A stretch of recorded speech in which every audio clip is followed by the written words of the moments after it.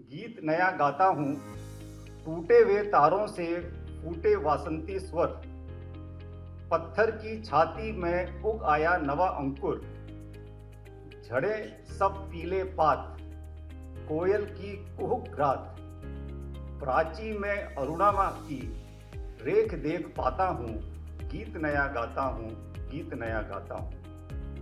टूटे हुए सपनों की कौन सुने सिसकी, अंतर की चीर व्यथा पलकों पर ठिठकी, एंड मोस्ट इंपॉर्टेंट लाइन, हार नहीं मानूंगा, रार नहीं ठानूंगा।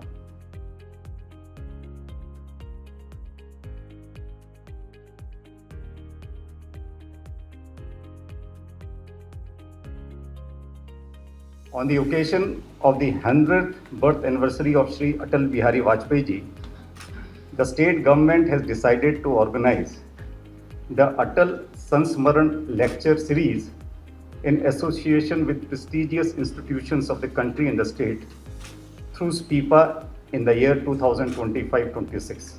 Ladies and gentlemen, today we are honored to welcome our esteemed speaker, Dr. Soumya Kanti Ghosh, who needs no introduction.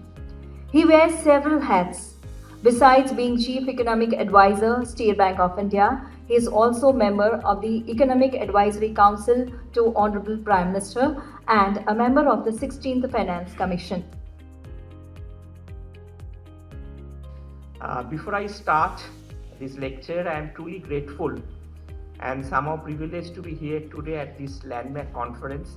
I am thankful to the Administrative Reforms and Training Division, the General Administrative Department, the Secretariat, and the Sardar Patel Institute of Public Administration, who have given me this opportunity to speak on something which actually is a very broad topic, but it's an extremely interesting topic. So I will use this opportunity to nudge the stakeholders to think and out of the box.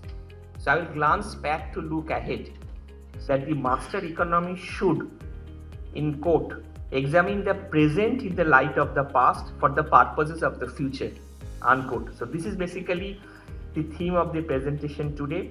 The Operation Shakti in May 98 marked a significant milestone, establishing India as a nuclear weapon state and demonstrating its advanced weapon designs, a significant step towards achieving both the scientific objectives and the capability to build fission and thermonuclear weapons with highest yields.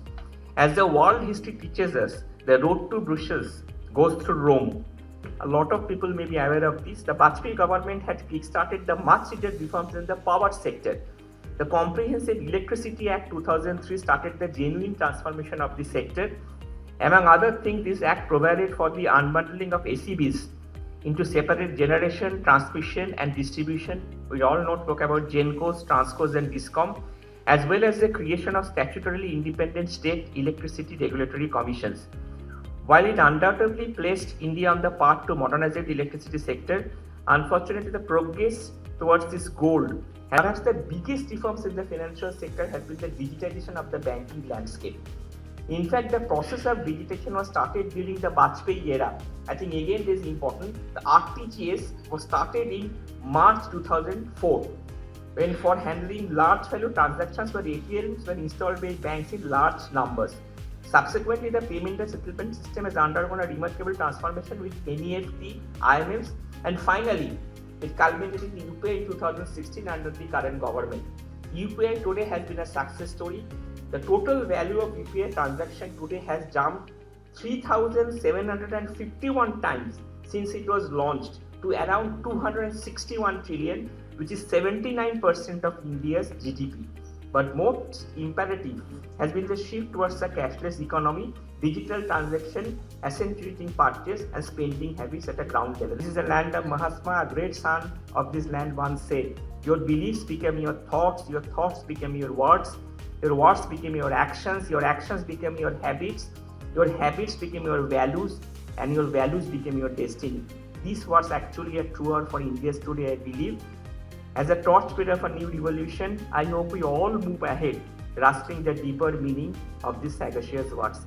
Thank you so much and Jai Hind. So thank you so much, sir, for taking us through the path-breaking reforms of Shri Vajpayee government, which serves to carry forward the current reforms, and also for the highly valuable inputs and guidance through your very enlightening lecture.